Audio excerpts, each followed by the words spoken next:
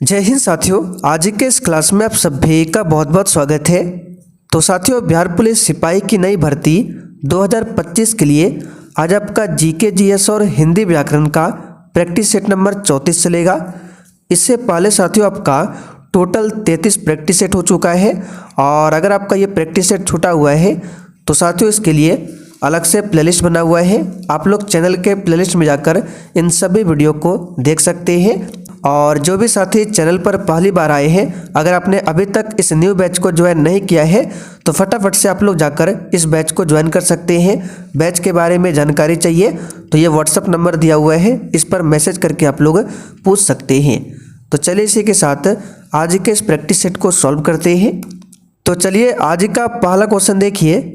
Enzyme lipase शरीर के किस अंग द्वारा उत्पन्न किया जाता है? बहुत ही शानदार क्वेश्चन है। और देखिए साथियों, प्रत्येक स्टूडेंट को नीचे लाइव चैट में अपना अपना आंसर करना है जिससे आप सभी का प्रॉपर तरीके से रिवीजन हो सके। और ये आपका क्लास का टाइमिंग लिखा हुआ है। साइंस के लिए अगर आपको चाहिए क्लास तो डेली शाम 7:30 बजे और मिक्स प्रैक्टिस सेट के लिए रात 8 बजे। तो बिहार पुलिस के लिए आपको डेली दोनों क्लास को देखना है।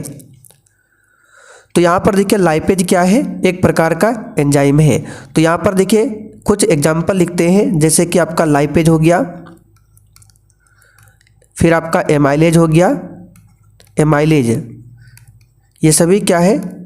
एंजाइम है। लाइपेज, एमाइलेज और ट्रिप्सिन, 3 क्वेश्चन यहाँ से बनता है, ध्यान रखिएगा। तो लाइपेज एंजाइम का काम क्या होता है? तो इसका काम होता है वसा का पाचन करना। एमाइलेज एंजाइम का काम क्या होता है?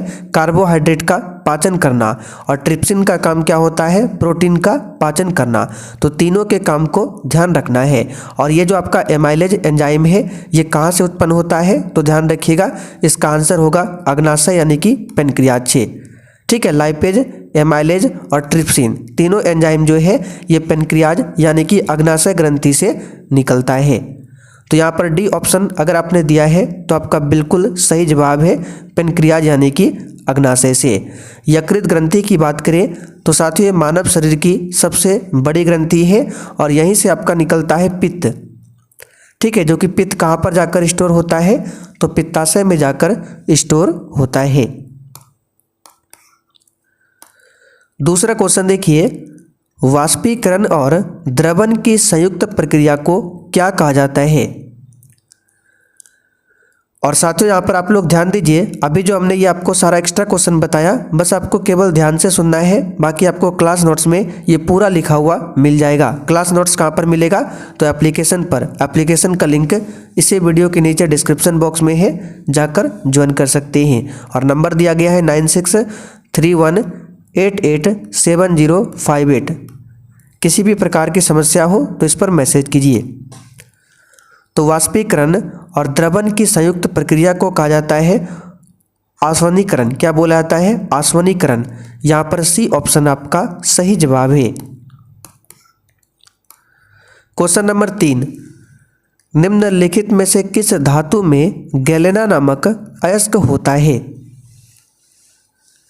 बिल्कुल टॉप लेवल का क्वेश्चन है। और साथियों अगर आपको इस बार 100% बिहार पुलिस में जाना है तो डेली क्लास को अटेंड कीजिए और अभी से अपनी तैयारी को मजबूत कीजिए। ठीक है, इसके लिए जो हम आपको क्लास नोट्स दे रहे हैं उसको आपको डेली तैयार करना है। टोटल आपका 7 क्लास नोट्स अपलोड हो चुका है, आज आपका 8वां भी अपलोड हो जाएगा। तो किस धातु में गैलेना नामक अयस्क होता है? इसका आंसर क्या होगा? सीसा। हमने आपको बताया था पिछले क्लास में, साइंस क्लास में, कि सीसा का अयस्क क्या होता है? गैलेना। तो यहाँ पर डी ऑप्शन आपका सही जवाब है। बॉक्साइट पूछा जाता है किसका अयस्क है? तो बॉक्साइट, कोरंडम, क्रायोलाइट ये तीनों जो है एल्युमिनियम का अयस्क है, ध्यान रखिएगा। एक पूछा जाता है बोरेक्स, ये किसका अयस्क है? तो बोरेक्स जो है सोडियम का अयस्क है। सोडियम का एक और अयस्क है चिली साल्टपीटर। चिली साल्टपीटर ये किसका अयस्क है? तो ये भी सोडियम का अयस्क है। सिनेबार पूछा जाता है किसका अयस्क है? जो एग्जाम में बनता है सब आपको बता रहे हैं। तो सिनेबार जो है ये आपका पारा का अयस्क है। डोलोमाइट पूछे किसका अयस्क है? डोलोमाइट तो ये आपका कैल्शियम का अयस्क है। बस आपको केवल ध्यान से सुनना है, आपका रिवीजन होगा, बाकी ये सब आपको लिखा हुआ नोट्स में मिल जाएगा। क्वेश्चन नंबर देखिए 4, निम्नलिखित में से कौन सी तरंगे उच्चतम आवृत्ति वाली विद्युत चुंबकीय तरंगे हैं? तो देखिए इसके बारे में भी हमने फिजिक्स क्लास में आपको डिटेल में बताया था। जो आपका गामा किरण है, रेडियो तरंग है, परावैंगनी है, सूक्ष्म है, ठीक है, आपका एक्स किरण है, सभी के बारे में हमने आपको बताया था कि किस तरंग का आवृत्ति यदि अधिक होगा और किसका कम होगा। तो याद कीजिए हमने आपको बताया था उच्चतम आवृत्ति वाली जो विद्युत चुंबकीय तरंगे हैं वो आपका गामा किरणें हैं। इसकी आवृत्ति सबसे अधिक होगी लेकिन इसकी तरंगदैर्घ्य जो है सबसे कम। आवृत्ति का उल्टा तरंगदैर्घ्य होता है। तो गामा किरण की जो आवृत्ति है सबसे अधिक होगी लेकिन तरंगदैर्घ्य जो है सबसे कम। गामा किरण की खोज किसने किया था? तो पॉल विलार्ड ने। लिख लीजिए, पॉल विलार्ड ने गामा किरण की खोज किया था। अच्छा आप लोग बताइए, यह है आपका प्रकाश, ठीक है, और ये आपका ध्वनि तरंग। ये आपका प्रकाश तरंग है और ये आपका ध्वनि तरंग है। तो बताइए दोनों में विद्युत चुंबकीय तरंग कौन है? तो याद रखिएगा केवल प्रकाश। ध्वनि जो है ना विद्युत चुंबकीय तरंग है, ठीक है, और इसमें ध्रुवन की घटना नहीं होती है। ध्वनि में ध्रुवन की घटना जो है ये प्रकाश तरंगों में देखने को मिलता है। ये आपका अनुप्रस्थ तरंग है और ये आपका अनुदैर्घ्य तरंग का उदाहरण है। अगला क्वेश्चन देखिए, निम्नलिखित गैसों में से किस गैस की गंध सड़े हुए अंडे की गंध के समान होती है? चलिए बताइए क्वेश्चन 5 के लिए आंसर।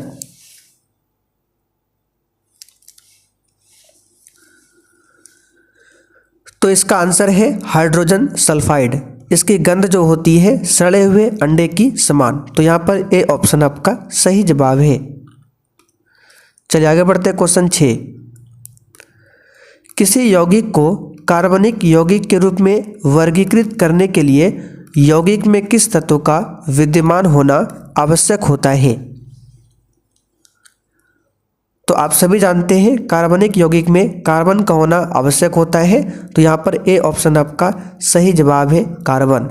कार्बन का परमाणु क्रमांक कितना होता है? 6 होता है। और परमाणु भार कितना होता है? तो 12। और परमाणु क्रमांक 6 होता है, ध्यान रखिएगा।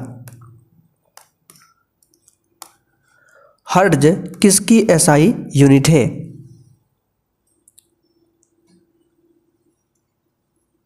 तो ये तो हम आपको बता चुके हैं। आवृत्ति यानी कि फ्रीक्वेंसी का एसआई मात्रक जो होता है वो हर्ट्ज होता है। बल का एसआई मात्रक न्यूटन होता है। सीजीएस मात्रक डाइन होता है। और 1 न्यूटन में कितना डाइन होता है? तो 10⁵ डाइन। ऊर्जा की बात करें तो कार्य और ऊर्जा का एसआई मात्रक जूल होता है। और सीजीएस मात्रक पूछे तो अर्घ होता है। अब यहाँ से क्वेश्चन बनता है 1 जूल में कितना अर्घ होता है? तो 10⁻7 अर्घ होता है। बाकी दबाव की बात करें इसका मात्रक पास्कल होता है। डोलोमाइट निम्नलिखित धातुओं में से किस धातु का अयस्क है? तो याद कीजिए अभी हमने आपको बताया था कैल्शियम। कैल्शियम का एक अयस्क है डोलोमाइट, ध्यान रखिएगा। आगे देखिए, जब किसी तरल पदार्थ पर दबाव लगाया जाता है तो दबाव परिवर्तन बिना किसी नुकसान के द्रव के प्रत्येक भाग में फैलता है। निम्नलिखित में से कौन सा नियम इस घटना की व्याख्या करता है? तो बहुत ही सिंपल सा क्वेश्चन है। ये आपका है पास्कल का नियम। यहाँ पर डी ऑप्शन आपका सही जवाब है। पास्कल नियम का एग्जाम्पल पूछा जाता है, जैसे कि हाइड्रोलिक ब्रेक किस सिद्धांत पर काम करता है? तो पास्कल के नियम पर काम करता है। चलिए आगे बढ़ते हैं। माइटोकॉन्ड्रिया शब्द किसने बनाया था? देखिए साथियों, माइटोकॉन्ड्रिया को हिंदी में कहा जाता है सूत्रकणिका। क्या कहा जाता है हिंदी में? सूत्रकणिका। तो इसे भी ध्यान रखिएगा। और माइटोकॉन्ड्रिया शब्द को बनाया था कार्ल बेंडा ने। किसने? कार्ल बेंडा ने। लेकिन माइटोकॉन्ड्रिया की खोज किया था अल्टमैन ने। ये हम आपको बता चुके हैं साइंस क्लास में। अल्टमैन ने इसकी खोज किया था। माइटोकॉन्ड्रिया को कोशिका का पावर हाउस कहा जाता है और इसके अंदर भी डीएनए होता है। चलिए आगे बढ़ते हैं। मानव शरीर की सबसे बड़ी ग्रंथि कौन सी है? तो ऊपर हमने आपको बताया था यकृत ग्रंथि मानव शरीर की सबसे बड़ी ग्रंथि है, ध्यान रखिएगा। यकृत ग्रंथि को बाह्य स्रावी ग्रंथि बोला जाता है। इसका वजन लगभग 1.5 kg का होता है, लगभग बता रहे हैं।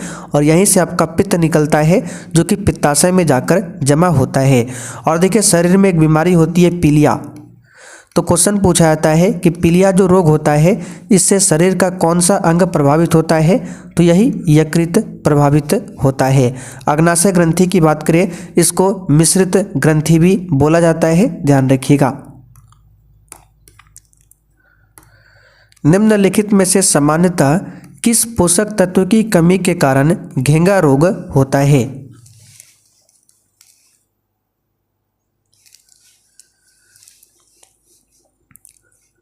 तो घेंघा रोग जो है आयोडीन की कमी के कारण होता है। सिंपल सा क्वेश्चन है। इसका सिंबल आई होता है और परमाणु क्रमांक 53 होता है। विटामिन सी की कमी से कौन सी बीमारी होती है? अस्कर्वी बीमारी, ठीक है। और इसका रासायनिक नाम होता है एस्कॉर्बिक एसिड। अच्छा, आयरन की कमी से क्या होता है? खून में अगर आयरन की कमी हो जाए तो एनीमिया रोग होता है, एनीमिया। तो पूछा जाता है एनीमिया में किसकी कमी हो जाती है? तो आयरन की। चलिए आगे बढ़ते हैं। तैराक को पानी में तैरने के लिए कौन सा बल मदद करता है? यह तो बहुत ही सिंपल सा क्वेश्चन है। इसका आंसर हो जाएगा उत्प्लावक बल, ठीक है। उत्प्लावक बल की खोज किसने किया था?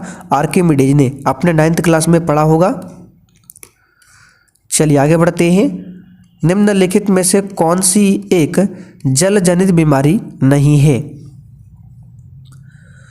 तो देखिए दूषित जल के पीने से कौन कौन सी बीमारी होती है, आइए आपको बताते हैं। तो सबसे पहले याद रखिएगा हैजा, ये जल जनित बीमारी है। उसके बाद पेचिस, हैजा हो गया, पेचिस, पीलिया, डायरिया, टाइफाइड, ये सभी क्या है? जल जनित बीमारी है। तो यहाँ पर पूछा गया है इसमें से कौन जल जनित बीमारी नहीं है? तो कंठमाला रोग। बाकी टाइफाइड, हेपेटाइटिस, हैजा जल जनित बीमारी है। टाइफाइड जो है जीवाणु के कारण होता है। और कौन सा जीवाणु? तो उस जीवाणु का नाम है साल्मोनेला टाइफी। साल्मोनेला टाइफी नामक एक जीवाणु होता है जिसके कारण टाइफाइड होता है। और टाइफाइड की जांच के लिए कौन सा टेस्ट लिखा जाता है डॉक्टर के द्वारा? तो हमने आपको बताया था विडाल परीक्षण। विडाल परीक्षण ये आपका टाइफाइड जांच के लिए होता है। दबाव की एसआई इकाई क्या है? तो ये बता चुके हैं, पास्कल होता है। प्रतिरोध का ओम होता है। और वोल्ट किसका होता है बताइए? तो विभवांतर का, एम्पियर विद्युत धारा का। मानव शरीर में सबसे बड़ी हड्डी कौन सी है? तो प्यारे बच्चों, मानव शरीर की सबसे बड़ी हड्डी का नाम है फीमर, जो कि जांघ में पाई जाती है। इसका आंसर हो जाएगा ऑप्शन ए। मानव शरीर की सबसे छोटी हड्डी का नाम है स्टेपिज, जो कि कान में होती है। कान में टोटल 6 हड्डियां होती है, एक कान में 3, दूसरे कान में 3, ठीक है। और तीनों हड्डी का नाम याद रखिएगा। मैलियस पूछा जाता है, मैलियस। दूसरा है इनकस, ये सब आपको नोट्स में लिख देंगे। मैलियस, इनकस और स्टेपिज। कान में 3 हड्डियां होती है, मैलियस, इनकस और स्टेपिज। और ये दो होती है, एक कान में एक, दूसरे कान में एक। तो टोटल 2 हो जाएगा। ये भी 2, ये भी 2। और स्टेपिज नाम की हड्डी मानव शरीर की सबसे छोटी हड्डी होती है। अच्छा, मानव शरीर की सबसे मजबूत हड्डी कहाँ पर होती है? तो जबड़ा में। उस हड्डी का नाम है मैंडिबल हड्डी। तो सभी को ध्यान रखिएगा। अल्बर्ट आइंस्टीन को किस वर्ष में भौतिकी का नोबेल पुरस्कार दिया गया था? वेरी इंपॉर्टेंट क्वेश्चन है, बताइए इसका आंसर क्या होगा? Albert Einstein, Hargobind Khorana, CV Raman, ठीक है। और आपका ये रविन्द्रनाथ टैगोर कब नोबेल पुरस्कार मिला था? ये सब नोट्स में डाल चुके हैं। उम्मीद करते हैं आपने सब रिवीजन कर लिया होगा। तो अल्बर्ट आइंस्टीन की बात करें, इन्होंने दिया था E = mc²। लेकिन इनके लिए इनको नोबेल पुरस्कार नहीं मिला था। अल्बर्ट आइंस्टीन को जो नोबेल पुरस्कार मिला था प्रकाश वैद्युत प्रभाव के लिए, फोटो इलेक्ट्रिक इफेक्ट के लिए अल्बर्ट आइंस्टीन ने प्रकाश वैद्युत प्रभाव की खोज 1905 में किया था, लेकिन इसके लिए नोबेल प्राइज इनको मिला था 1921 में। ठीक है, तो यहाँ पर बी ऑप्शन आपका सही जवाब है, ध्यान रखिएगा। रोगियों के दिल की धड़कन को मापने के लिए अस्पतालों में निम्नलिखित में से किस कंप्यूटर का उपयोग किया जाता है? इसका आंसर है हाइब्रिड कंप्यूटर का इस्तेमाल होता है। चलिए आगे देखिए, AIX किस कंपनी का ऑपरेटिंग सिस्टम है? बिल्कुल इसी टाइप से आपके एग्जाम में क्वेश्चन आते हैं, बताइए इसका आंसर क्या होगा। और ये पूरा PDF आपको आंसर के साथ मिलेगा एप्लीकेशन पर, जैसे ही क्लास खत्म होगा ये आपको PDF मिल जाएगा। ठीक है, तो AIX किस कंपनी का ऑपरेटिंग सिस्टम है? इसका आंसर है यूनिसिस। किसका है? यूनिसिस। अनुभवी पत्रकार तथा टीवी एंकर करण थापर निम्न में से किस पुस्तक के लेखक है? इसका आंसर याद रखिएगा, devil's advocate the untold story. अच्छा, why I am a Hindu, इस पुस्तक के लेखक कौन है? याद रखिएगा, Shashi Tharoor. Shashi Tharoor. Why I am a Hindu, इस पुस्तक के लेखक कौन है? शशि थरूर। ओट्टम थुल्लल पारंपरिक नृत्य कला है जो निम्न राज्य में प्रसिद्ध है। इसका आंसर आपका केरल। कहाँ का हो जाएगा? केरल। केरल का एक फेस्टिवल है ओनम। ओनम कहाँ का फेस्टिवल है? केरल का। पोंगल पूछे कहाँ का है? तमिलनाडु का, ध्यान रखिएगा। चलिए आगे बढ़ते हैं। सीजर कप निम्न में से किस खेल से संबंधित है?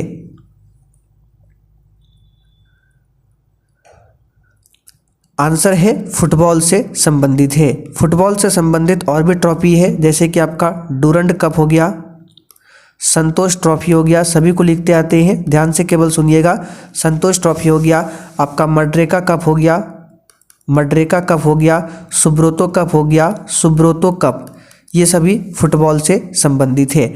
बैडमिंटन की बात करें तो इससे संबंधित आपका थॉमस कप पूछा जाता है बार बार एग्जाम में, उबेर कप, ठीक है, नारंग कप, ये सभी बैडमिंटन से संबंधित है। हॉकी की बात करें तो आगा खा कप, नेहरू ट्रॉफी, ये आपका हॉकी से संबंधित है। क्रिकेट की बात करें तो इसमें तो आपका देवदत्त ट्रॉफी हो गया, रणजी ट्रॉफी, दिलीप ट्रॉफी, ये सभी क्रिकेट से संबंधित है। गुजरात में स्थित स्टैचू ऑफ यूनिटी की ऊंचाई कितनी है? चलिए बताइए इसका आंसर। और इससे पहले जो भी आपका प्रैक्टिस सेट हुआ है, सभी प्रैक्टिस सेट का PDF जो है आंसर के साथ अपलोड कर दिया गया है। उम्मीद करते हैं आप लोग डेली इसका रिवीजन कर रहे होंगे। तो गुजरात में स्थित जो स्टैचू ऑफ यूनिटी है, ये सरदार वल्लभ भाई पटेल की प्रतिमा है, जो कि नर्मदा नदी के किनारे है गुजरात में। इसकी ऊंचाई है 182 मीटर। चलिए, पहला सर्च इंजन यानी पहले सर्च इंजन आर्ची के संस्थापक कौन थे? तो अभी तो सर्च इंजन क्या है? गूगल, लेकिन गूगल से पहले क्या था? आर्ची। तो इसके संस्थापक कौन है ये आपको बताना है। तो इसका आंसर हो जाएगा आपका ऑप्शन कौन सा बताइए? तो 24 के लिए हो जाएगा आपका एलन एम्टेज। कौन हो जाएगा? एलन एम्टेज। भूपेन हजारिका सेतु, जिसे ढोला सदिया पुल भी कहा जाता है, ये असम और डैश को जोड़ता है। इसका सही आंसर है अरुणाचल प्रदेश। ठीक है, अरुणाचल प्रदेश। वाल्मीकि रामायण का प्रमुख स्थान पंचवटी भारत के किस राज्य में स्थित है? तो पंचवटी जो है ये आपका महाराष्ट्र में देखने को मिलेगा। कहाँ पर? महाराष्ट्र में। चलिए, नया दाना नया पानी, इस लोकोक्ति का अर्थ क्या है? अब यहाँ से हम लोग हिंदी व्याकरण और हिंदी साहित्य के प्रश्नों को कवर करेंगे। तो नया दाना नया पानी, इसका आंसर हो जाएगा नई नई नौकरी मिलना। लड़ाकू शब्द में कौन सा प्रत्यय है? अब यहाँ पर बहुत बच्चे आंसर बी मारते हैं, जो कि बिल्कुल गलत है। लड़ाकू में आकू प्रत्यय है। कौन सा है? आकू। प्रत्यय किसी भी शब्द के पीछे लगता है, ठीक है, और उपसर्ग जो है किसी भी शब्द के आगे। सही वर्तनी वाला शब्द कौन सा है?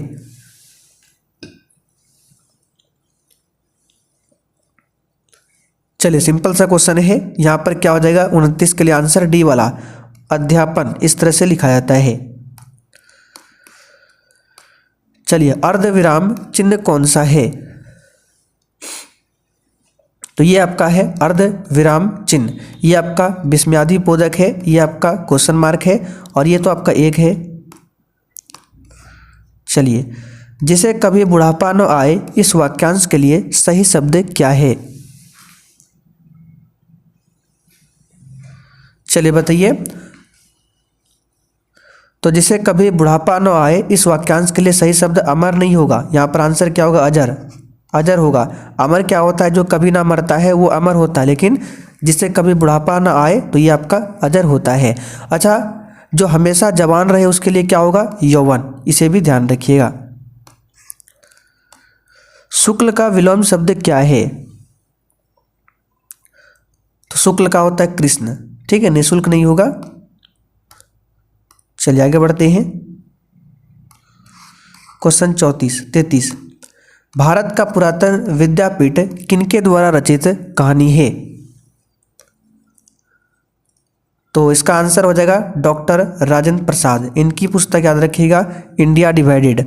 शिवपूजन सहाय, हमने आपको बताया था कल भी कहानी का प्लॉट, जिसमें मुख्य पात्र भगजोगनी था, तो शिवपूजन सहाय की रचना है कहानी का प्लॉट। चलिए आगे बढ़ते हैं। क्वेश्चन 34, परिपूर्ण शब्द में कौन सा उपसर्ग है? तो सिंपल सा इसमें परि उपसर्ग है। आखिरी क्वेश्चन देखिए, आधुनिक सभ्य समाज श्रम विभाजन को आवश्यक क्यों मानता है? आंसर है कार्य कुशलता के लिए। इसका ए ऑप्शन आपका सही जवाब है। तो चलिए साथियों, आज का प्रैक्टिस सेट नंबर 34 यहीं पर कंप्लीट होता है। अब आप लोग कमेंट करके बता दीजिए आपने 35 में से कितने क्वेश्चन सही किया। और बहुत ही जल्द आपका सब्जेक्ट वाइज भी क्लास स्टार्ट होगा, तो जिन्होंने बैच को ज्वाइन नहीं किया है आप लोग जाकर ज्वाइन कर लीजिए, नहीं तो आपका वो भी क्लास छूटेगा।